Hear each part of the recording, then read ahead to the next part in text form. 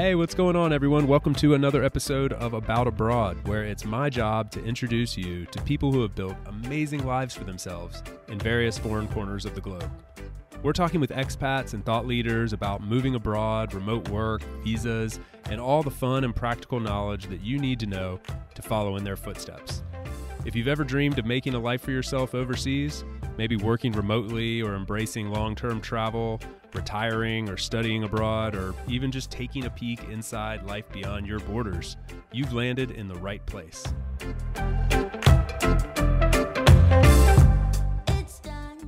This episode is brought to you by my friends over at Lexity. I've lived abroad in various countries, and one common denominator I've found is that dealing with foreign bureaucracy is a nightmare. Trying to navigate visa and immigration waters in another language is not something I'd recommend ever trying on your own, even for the most experienced of us.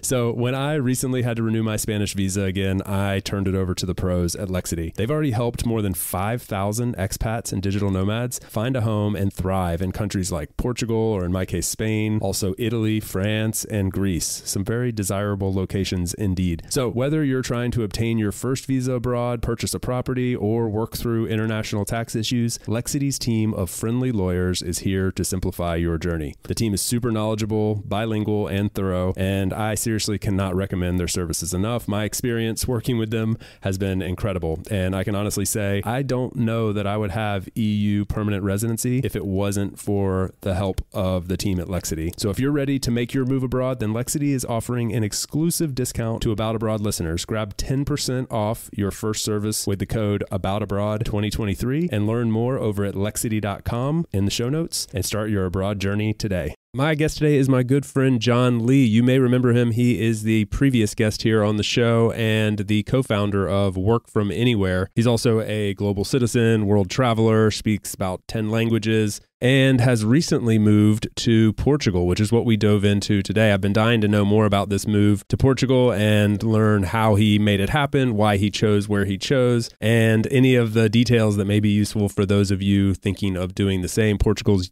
currently ranked #1 in the world for expats to move to, and it is really easy to understand why when you hear all the great things that John has to say. So I was excited to get him back on the show. I've been looking for a reason to catch up with him, and this provided it. So a lot of fun catching up with him. I think you guys will enjoy this one, especially if you're considering a move to Portugal for the short term or the long term. He's got a lot of great info to share. So please help me in welcoming John Lee to About Abroad.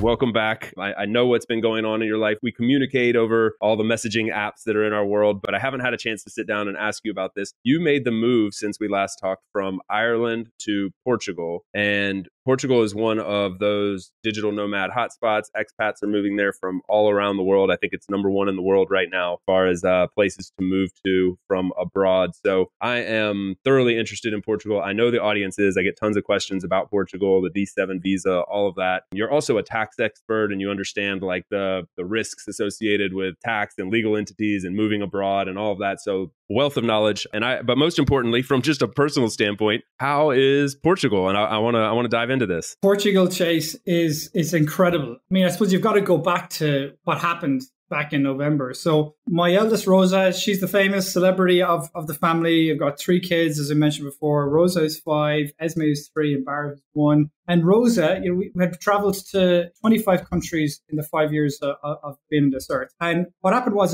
we'd been back in Ireland during COVID with close to my own parents. And basically, she started the same school that I went to when I was younger. And for me, that was a very special moment last September. And essentially, what happened was in November, we were very settled. We knew we did wanted to go traveling again. When that would be, we weren't too sure. But we were quite happy in Ireland. And essentially, the owners of the house that we were living in said they wanted to move back in. We've had such a turbulent couple of years between everything. All of us have COVID and whatnot. And essentially, we basically said, what are we going to do here? We initially felt kind of very sorry for ourselves. We said, this is a bit of a real disappointment. And we kind of had a look and said, well, hold on a second. Let's look at other properties in Ireland, in Limerick, where we were living. And basically, a 3-bedroom house was actually a real property crisis in Ireland. And there was nothing available. So we looked at moving to Cork or Dublin or Galway. And again, same problem. There was really very little, if any, property there time. So we sat down to ourselves, again, felt sorry for ourselves for the first 2 or 3 days, but then all of a sudden got up and said, hold on a sec, remote work. I've basically been speaking to people all over the world from the comfort of my home office there in Ireland. I could just as easily work remotely abroad. We've been doing it for the last 6 years as a digital nomad family anyway. We've been working remotely in Thailand and all around Europe and whatnot, and all over Asia. And so we said, let's embrace it. So what I did was I sat down, I looked at every single country across multiple different dimensions, across cost of living, family education, healthcare.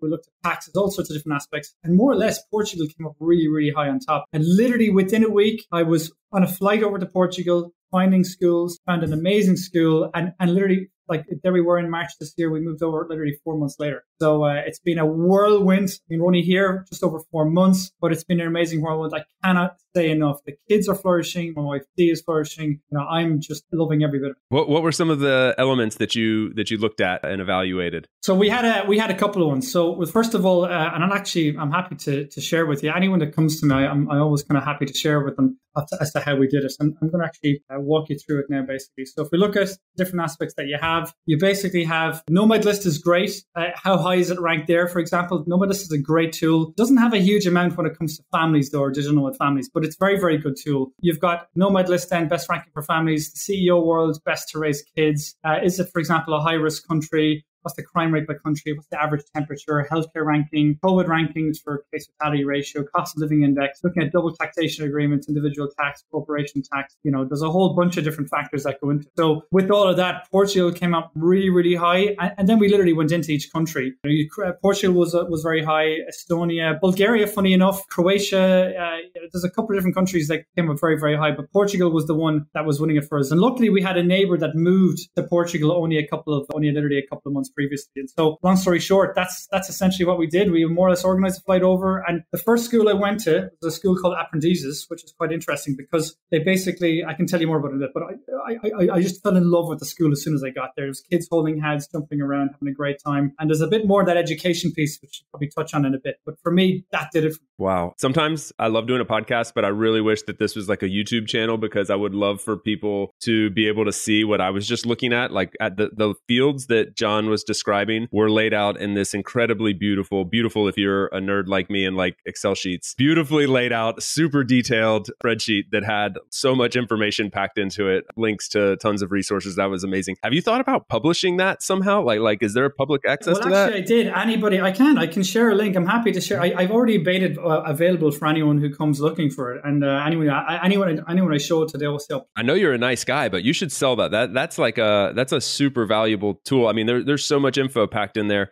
If we'll confirm after the show, but if we can place a link to that, we'll put it in the show notes so people can see, because tons of information there, very, very useful, and like a great way to break down, like analytically look at, okay, here's where we should go. Here's what makes sense for us. Exactly. And I've just shared it with you there, the link, and feel free to share it in the show notes afterwards. For me, it's a very tangible example of how you can kind of rigorously put it together. And again, for me, like that's my thing. I build algorithms, build databases, very financially orientated. But again, you'll get it. Again, we've just like a shared history between the two of us. You'll appreciate it. I do totally appreciate it. Well, Portugal needs no introduction. I think. I mean, it's an awesome European country. It's safe. It's beautiful. It's got history. It's got great weather. It's tax advantageous in a lot of ways for people moving abroad. So I think it goes without saying that it's a great place to go. But then again, you also had a million different places you could have gone. So when you finally got there and moved into Portugal, do you mind sharing a bit about like where you chose within the country and what drug you to that particular area?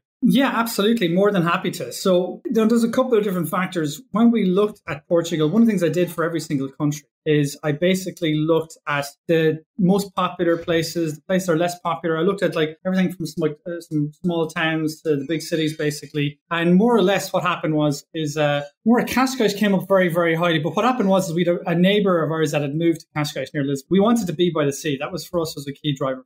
And it was actually quite simple. In a lot of ways, we wanted to be close to the sea and we wanted to make sure there was good kids education. And luckily we had basically a neighbor of ours that that moved over to Cascais about a year ago, basically, and they absolutely loved it. So what happened was I more or less flew over to Lisbon and stayed with them for a couple of days, and I managed to find a school called Aprendizes. Basically, it's a high. Most schools, when you go to a destination, you go to a new place you're looking at living in, you've got two types of schools. You either have the local schools, where it's all done through the local language, local teachers and whatnot, local curriculum, or you have the international schools, which is done typically in English or French or German or whatnot, and it's done through the international. So when we went to Aprendizes, what was really interesting, it's a hybrid school. What does that mean, hybrid school? It's kind of unusual. Basically, is led by Portuguese. They speak Portuguese in the morning and English in the afternoon, for example. They really get deep into Portuguese culture, very outdoor, very affectionate people in there. The kids get a lot of loving. And as well as that, they're on the international curriculum. So it really is the best of both worlds. Fantastic. Can't say enough about it. So when I went in there that first day and the kids were holding hands, they were all so happy, I said to myself, our kids are going to really, really love this. You know, that was a major driver. Absolutely. Oh, that's incredible. I cannot say enough about what an incredible experience that must be to have the hybrid, a little bit of both, because I think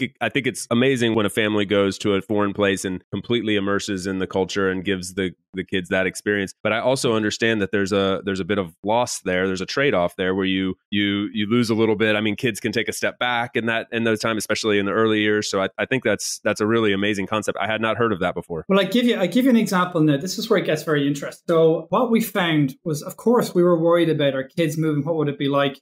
What we found interesting is we've got Esme is our middle child, and she was kind of going through, the terrible twos, then going to becoming 3. We booked a 5-week trip to Thailand in December and January, which was an amazing experience. There's another little story about that. But the second we landed, 2 things happened. Barra, who my youngest, who's like only 1, who hadn't been, he'd been having some difficulty sleeping. It was like not sleeping for 4 months straight. As soon as we landed, the second we landed in Thailand, bang, he started sleeping. Then Esme literally just blossomed in Thailand. We went back to Ireland where, the weather obviously isn't as nice. They're not getting as much vitamin C. The weather was pretty crap or whatnot. And Esme just wasn't quite herself. The second we moved over to Portugal, all of a sudden she is like this, it's just blossomed again. So it was really interesting how something as simple as just vitamin C from just being around the sun and outside can make such a difference. Now, there's obviously other factors as well. But for me, that was a shock to the system of literally how the environment you're living in, can literally have quite a big impact. I mean, I love Ireland, and especially when we get to go out in the summer, it's a wonderful place and full of great people. But obviously, that was quite interesting, just the different physical environments and the difference that it had on the kids. I'm sure that wasn't a factor you were even fully accounting for, sort of like a bonus, but what a nice silver lining. You can imagine Barra not sleeping for 4 months. We were tearing her hair out, and then all of a sudden then he lands over in Thailand, he's sleeping. I slept the whole night through, no problem at all. So sometimes it is just shaking it up a bit, just changing the environment a bit for our kids that can have a massive impact. Like now, the kids you should see there's so much love in the school. They're blossoming. The culture of how they teach in the school, the way they approach it. The kids are doing brilliant. Barra's doing great. He's found his voice now. He's a little Pavarotti, literally tearing the place down, but he's doing great. I mean, and Dee as well for me. That was really important for me. We've had our own turbulence over the last 5 years between our own first business, which failed. COVID didn't help that, but going through that, and then obviously with COVID, obviously living in Ireland, and then now all of a sudden we come to this environment, and really we found our tribe, Chase.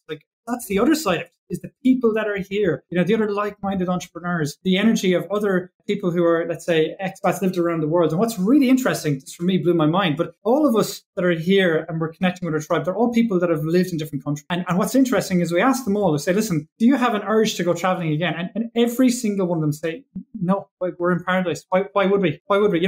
And don't get me wrong, that we all will go traveling at different stages. That's part of our DNA. But it's fascinating that there's so many people here say that we found our tribe here, and we're just literally living in paradise, which is a big statement to make, but it's something I can definitely echo. Yeah, I mean, that says something coming from you. You've lived in, I recall from our first conversation, you've lived in many, many countries. I don't know the exact number. I don't know if you define that somehow, but to say that says a lot about Portugal. Oh yeah, no, completely. I mean, if you look at the countries I've properly lived for a number of years in. I mean, I've lived in Germany, I've lived in the Netherlands, I've lived in Thailand, Ireland and Portugal. But then the countries I've spent more than a month in, yeah, you can start adding a whole bunch of other countries in this. And I've been to maybe at least 70 countries overall. But then speaking the 6 languages, 4 of them fluently, and now a 7th with Portuguese, for example. You know, I've definitely seen my fair share of different countries. But I think they do a couple of things here that really stand out. And I think we've got to be careful here because Portugal, it is so popular, but we've got to be careful that there's so many people don't come here that they overrun the locals. And you've got to watch out for that with property prices. That's a very, very important thing. But if you look at what makes Portugal special, there's a couple of key factors that really kind of come very, very strongly. I mean, for me, it's obviously the weather, the lifestyle, cost of living. It's not ferociously expensive here. If I want to get a taxi, like a 10-minute taxi into Cascais, it's probably going to cost me maybe €4. Like, generally speaking, cost of living is good. Obviously, from a tax perspective, there are components there that certainly are very, very attractive. But it's also just the energy that you have here as well. Great healthcare, a fantastic education system. There's that's the other thing. Some of the most innovative educators and education systems in the world going on here. I could go into the detail on it, but there's a lot of things that really do stand out. And of course, I think, one of the things to watch out is managing that and make sure that's sustainable over the long term. So they've kind of pulled back a bit on the golden visa, for example, recently, fair enough. And what about NHR? Will that stay going for long term? But we're already seeing a lot of people moving from places like London, places like Silicon Valley, for example. There's a lot of people that we've met that have moved over there and used the geo-arbitrage play to be able to come over. We'll be right back to the show after a quick break for a note from our sponsor. This episode is brought to you in partnership with my friends over at Lamont & Co. If you're planning a retreat, offsite, or group gathering of any kind this year, I highly suggest tapping into their extensive knowledge and experience to help you find the best possible venue for your event. I work with Kim, who has become my trusted advisor when it comes to planning any event around the world, and she's literally saved me hundreds of hours of work and has located venues I never would have found on my own. She even provides me with budget breakdowns and cost estimates for each location I'm interested in and negotiates contract terms on my behalf, all for free. If it sounds too good to be true, I thought the exact same thing at first, but I can assure you this is the real deal. Lamont is paid by the venues, not by you, so there's no cost, risk, or obligation here. So do yourself a favor and contact Lamont via the link in the show notes when you're planning your next group, retreat, offsite, or gathering. If you've made it this far into the episode and you're still enjoying yourself, then I would love to ask a quick favor. Open up the app that you're using to listen to this podcast and leave a quick review. You can do this in Spotify, Apple Podcasts, and really just about any platform that allows podcast listening now. If you can't find that in the interface of the app, then scroll down in the show notes and find ratethispodcast.com/aboutabroad, and you should be able to leave it from there. Thanks so much, guys. We really appreciate it and hope you enjoy the rest of the show.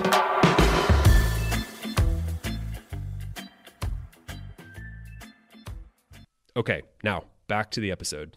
Can you tell me a little bit about Cascais? Because I find this is a place that is popping up on the radar a bit more, and I bet it's not on the radar for a lot of listeners. Okay, so Cascais, where exactly is it? First of all, so it's about 25 minutes west of Lisbon. So in Lisbon, if you're someone that likes to live by a beach, like Lisbon itself isn't by a beach, but Cascais is. The nearest kind of Cascais and Estoril would be the closest to it. And so what have you got? You've got these beautiful beaches. I would describe it as a kind of a place where a lot of maybe the wealthier Portuguese would have gone, maybe in years gone by. They would have maybe had a summer home here, would have been like a relatively quiet town, for example. But what's happened since then is in the last certainly couple of years is people have seen with remote work, actually, hold on a second, we can work remotely there. We can be close to Lisbon if we want to go in for anything like that.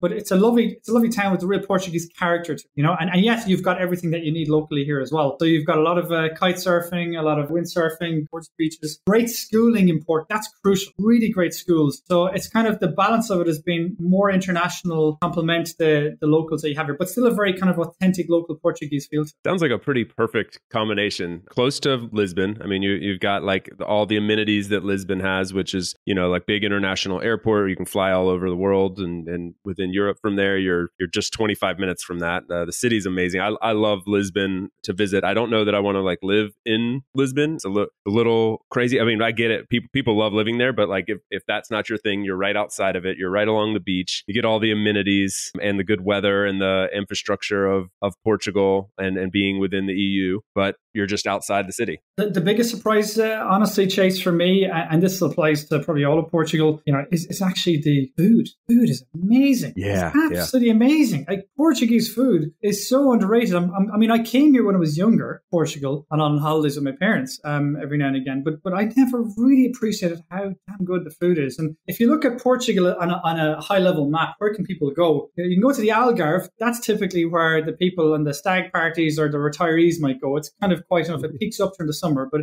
all year round it's quiet. And then you're left with pretty much either you want to live near the big cities, you've got Lisbon or Porto, or you've got these beautiful little villages like Sierra, for example. There's a whole bunch of them up along the coast that can be just absolutely beautiful. It depends on what your energy is. If you want, like Sierra is one of the most beautiful towns I've been in. Again, great food. But again, if you're a surfer, again, that'll be, you want a small town, kind of get away from all that can be great. You can also go up into the mountains in, say, a couple of kilometers inland as well. Or if you want, let's say, the energy of the likes of the Lisbons or Portos, you can go for that as well. And of course, the weather will be a bit better as you go further down south, So that was essentially why we moved. And essentially with no effort, honestly, Chase, with no effort at all, it does just so many great people here to meet. I mean, it does help being kids in school. It's an easy way to get to meet people. But we've really found it now, really open-minded people here. I know what I'm doing now. I'm probably overselling it, and there's going to be a whole lot of people moving tomorrow, and the house price will go up. The only downside is house price. Honestly, being open and honest is that because it's been so popular and it's people can see how special it is like house prices to rent or to buy have just gone through the roof. They really have. Like I've been speaking to people who, like for argument's sake, they were renting a place 3 years ago. They got a deal for, like, for argument's sake, 2,500 euros, and they go to try and extend it, and it's gone up to maybe 5,000. So like literally rental price literally doubling because 3 years ago there wasn't as many expats, but now there's a lot more. And I think that's the fascinating thing for the whole remote work movement. The fact people are recognizing you had the first wave of people post-COVID really embracing this, okay, I'm going to get up and use COVID to reassess my values and figure out where I want to live. They're moving to a place like this, but what's going to happen over the next 3, 4, 5 years? I think there's going to be a lot more moving to different places and figuring out, just like I did and just like you're doing as well. Yeah, absolutely. I mean, it's one piece of advice I give to people when they're talking about where they want to go move is they look at like cost of living and prices and things like that. And I always kind of recommend to like consider that, but don't make that like your P1, your top priority, or like the thing that you're really focused on, because in the end, a lot of it does really even out in some way or another. Like you might look at some place that, the housing's really cheap there, but then you might find that like little luxuries that you want, like which could be a pizza or a coffee maker or something, are super, super expensive. Or the fact that there's, really bad infrastructure in terms of flights. So when you travel, if you're going to travel anywhere, those flights might be really expensive, or perhaps the taxes are lower, but then you end up having to pay other fees and such for social needs and things like that. So there are, of course, differences. Some places are more expensive than others, but I think in a lot of ways, those things can balance out to a degree to where you shouldn't make that like your focus when you're looking to move somewhere. Well, I mean, we spoke about it in the last time as well, if not mistaken, is looking at it interculturally as well. Like we often talk about material things, about, okay, how much does it cost? What about property? Doesn't have a physical beach or location? And that stuff is really important. But also, how important is it for us as individuals to connect? Like why are we enjoying this chat so much, Chase? Yeah. We're enjoying because we've a good personal connection, our personalities match, and we're in the flow. But likewise, the same thing for countries. You have intercultural components. Like countries have an average of how people typically are, and they can still have wide variations in it, but they can have intercultural dimensions of how people typically behave, and people don't actually recognize that. There's a whole bunch of data points where you can actually fill your own questionnaire, like a personality questionnaire, see how that maps onto the country you're going to, and just to see, for example, where the differences are. I mean, I'll give you a very tangible example. I spoke to a couple who had been basically living in New York, and I said, look, how are you finding it? I said, we're just loving it here. It's great. We're so happy. It's been great. And they said, yeah, we are. We do love it. We love the house, and we love the location, and we love the beach and the rest of it, and school's going on. But I said, the one thing that's really bugging us is just how they see time. As in, we want something done. We're used in America getting it done straight away, but over here, like they're just, and I was like, well, if you think it's bad here, try Spain. We'll say it's mañana. But that's an interesting component of how people, looking internally themselves. What are their values? What are the things that are important to them, and actually recognizing that, like, just because there might be a place that it might have a nice beach, or you might be able to get a nice house, or it might even have a nice school, if your value set is very different for the people there, try and look at that, and assess that before you go there, because that could be the thing that really breaks you, that really doesn't make it a fit. Absolutely. Yeah. That always cracks me up. I mean, I've done my fair share of complaining about things. It's natural. Something just frustrates you, but you have to take the quote unquote good with the bad, because I mean, that's all part of the adventure and the experience. If you wanted to stay home and just be comfortable and do the same thing and do what you're used to, then you should have stayed home. This is all part of the fun in a way. So, that's fine. I want to ask you one thing real quick. You're an EU citizen, so you're moving within the EU is fairly straightforward, although I think it's a little bit oversimplified in people's minds that aren't from the EU. So I would love it if you could just quickly touch on, you don't need to go into too much detail, but was there anything that caught you off guard as far as, in your experience, so you've moved around to different countries within the EU, but for someone that maybe hasn't, any advice you would give them, you're moving from one EU country to another, and then maybe as a second part to that, if you know of anything that a non-EU citizen may really want to kind of keep in mind as part of this. If there's anything specific to that, I think it would be good to touch on it. So I give you from two angles. I give you from the person as being EU and also non-EU. But the non-EU example, I'm going to give an example of some friends who are from the UK. So as from an EU citizen, obviously we have huge benefits for freedom of work and movement and whatnot. The big thing for me is that, you obviously know about the business work. When you're a team, we primarily help companies, but I had to basically get individual tax advisors before I moved over from both Ireland and Portugal. And so for me, the big thing was just before I moved over, figuring out what's the process, what are the risks, what's the structure we should adopt moving over to make sure, for example, they have a thing called NHO regime in Portugal, which is fantastic. But what is the structure that you should use for that? Should you basically take a salary, or should you, for example, take it via dividends, or what structure should you use? Which should they set up as a contractor in Portugal, or do it via the Irish company, or what are the different components? What's in the double taxation agreement? And to be honest, for me, I know a lot about tax, but I also know the value of making sure you get the right advisors. Because we're going to be here for a couple of years, we said, look, an investment, let's get the right structure, give us peace of mind, make sure people, and that was one thing that I knew could catch me off guard. I have known and spoken to other people who didn't think this through, and it has definitely caught them off guard. It's no point in looking at this once you get over. You got to set this up. There's certain documents need to be signed and whatnot, and logistics of getting that done.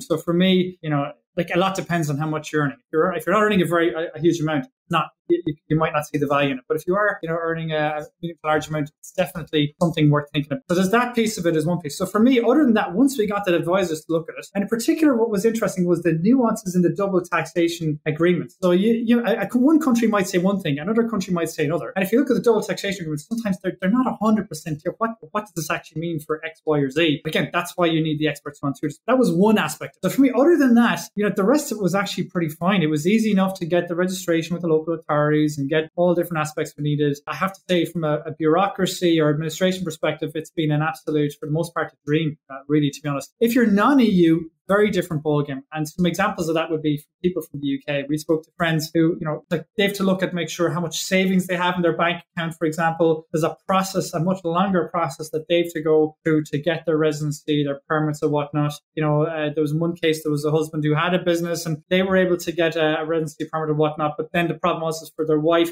they had to take longer, for example, and they couldn't leave the country. They could not leave the country to see their family in the UK until they got this. And the problem is that it could take anywhere from 6, 12 or 18 months. Like simple things like, oh, we're looking to buy a car. We have enough money to buy the car, but actually we can't actually go buy the car because we'll have the limit will be below the bank limit in our account that we need to have to prove to the authorities that we have, efficient savings. So all of these logistics, like, really, again, in that case, if you're not from Europe, the beauty about speaking to a visa and immigration expert is absolutely critical. So before you even go near the tax advisors, speak to the visa experts. Good ones would be visadb.io, for example. They've got a good global network of visa experts and tax experts as well for helping individuals, stuff like that. They're quite good, and they'll also tell you what kind of visas that you need. There are other companies as well, and different ones that can help. But they'd be the things for me, my experience from speaking to people. Excellent. Great stuff. I'm going to let you go. I know you've got lots of things to do, and I appreciate you joining me for this cafe this morning. I want to get you out of here on a new tradition that we have here since the last time you joined About Abroad. So the previous guest on the show left a question for you. They didn't know